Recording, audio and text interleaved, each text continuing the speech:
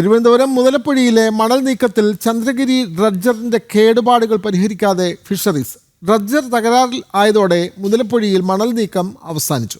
ഹൈദരാബാദിൽ നിന്നും വിദഗ്ധ സംഘം കേടുപാടുകൾ പരിഹരിക്കാൻ എത്തുമെന്ന് അറിയിച്ചതും പാഴ്വാക്കായി. അധികൃതരുടെ അനാസ്ഥ കാരണം മുതലപ്പുഴയിൽ അപകടങ്ങളിൽപ്പെട്ട് മരിച്ചവരുടെ എണ്ണം ഇപ്പോൾ 80 ആകുന്നു.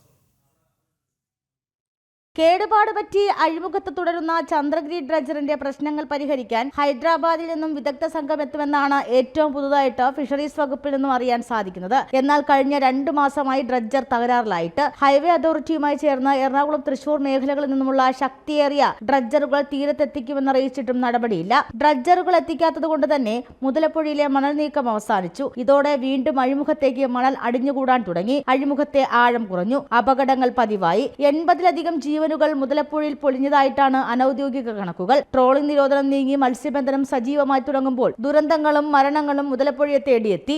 177 കോടി രൂപയുടെ നവീകരണ പ്രവർത്തനങ്ങളുടെ ഉദ്ഘാടനം മുതലപ്പുഴയിൽ ആഘോഷിച്ചതിന് ദിവസങ്ങൾ കഴിയുമ്പോഴാണ് 2 ജീവനുകൾ കടലെടുക്കുന്നത്. കേന്ദ്ര സർക്കാർ അനുവദിച്ച ഈ തുക സംസ്ഥാന സർക്കാർ സമയബന്ധിതമായി വിനിയോഗിച്ച് മുതലപ്പുഴയുടെ നവീകരണ പ്രവർത്തനങ്ങൾ ആരംഭിക്കാത്തതും മത്സ്യത്തൊഴിലാളികളെ സംബന്ധിച്ചിടത്തോളം ആശങ്കയുണ്ടാക്കുന്നതാണ്. ജനം, തിരുവനന്തപുരം.